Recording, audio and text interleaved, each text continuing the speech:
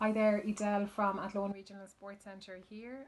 Hope all our members are keeping well, that you're all fit and healthy and in good form.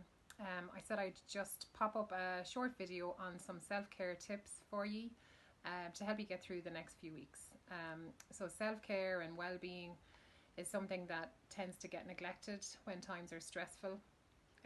If we're looking after maybe children or vulnerable people, or maybe our jobs are hectic, maybe we're a frontline worker and our jobs are really difficult and stressful at the moment, we sometimes forget about looking after ourselves. And if we don't take care of ourselves, we can end up unwell, we can end up burning out and not being any good to anybody. So, just doing simple things to look after yourself, prioritizing yourself is a good idea, especially now. So I have, I suppose, a couple of tips around that. The main three, the big three, would be exercise, sleep, and nutrition. So exercise, most people recognize the physical and the mental benefits to a regular exercise routine. At this time, it will help keep your mood up, your energy levels up. It'll help you sleep better, reduce stress levels, all that kind of thing. So a regular routine is a good idea. For me, I'm going to map out when I'm going to train. So ideally, I'm going to train every Monday, Wednesday, Friday. Maybe trying to do a couple of walks in between. It doesn't mean that it's always going to go to plan, but if there's definitely going to be lazy days. There's going to be Netflix days.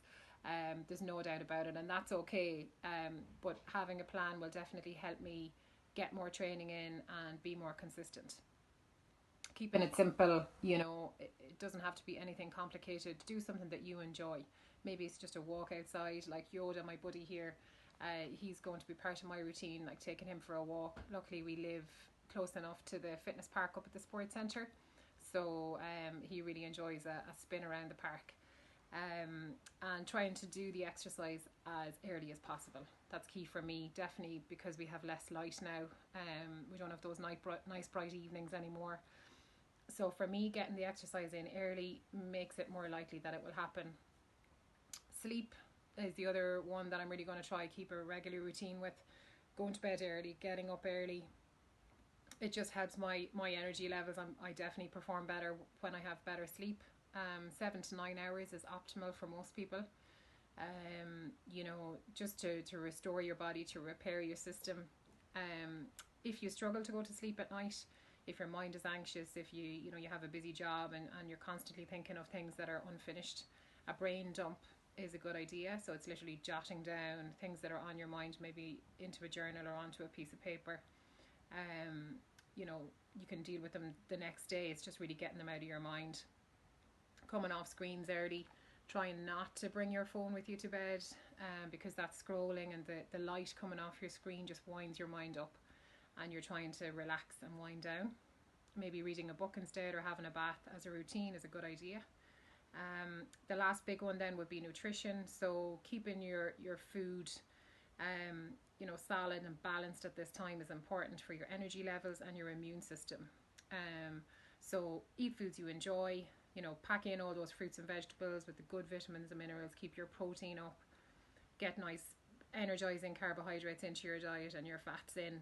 Nice balance, and it helps you feel good. It'll fuel your energy and keep you in a better state overall. The other 3 points I have are, staying connected, watching time on news apps, or social media, and then just taking time out for yourself. So staying connected, for me, would be important. I'm, I suppose, a social person, and I really missed out the last time.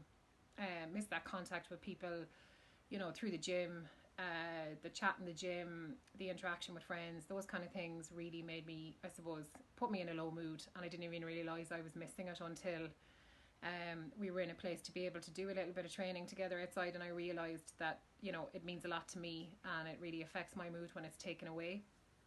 So keeping in touch. If you live within 5 kilometres of a family member or a friend, you can meet them in an outdoor setting, such as a park, maybe for a walk. Or if you're not in a position to do that, maybe just a call or a text or a Zoom call. If you enjoy Zoom. If you don't enjoy Zoom, don't do the Zoom.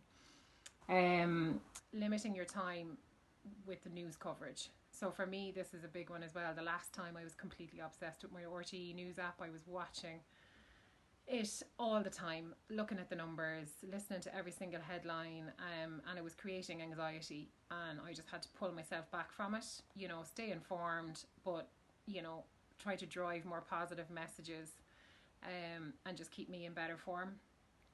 Social media is a minefield. Most of us are aware of that, and most of us can get sucked in to just that endless scrolling. And, I'd encourage you to unfollow people that are not bringing you joy.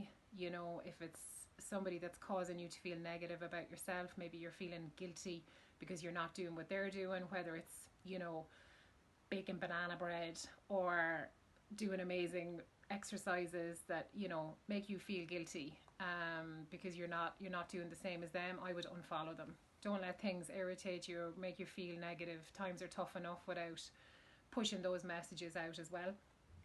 And then the last bit would be, taking that time out. So taking some quiet time, even just me sitting here in this room with Yoda, having a cup of tea, relaxing, coming away from the hustle and bustle of the kitchen with the family, especially if you have young children, and it's there's a constant need for your attention.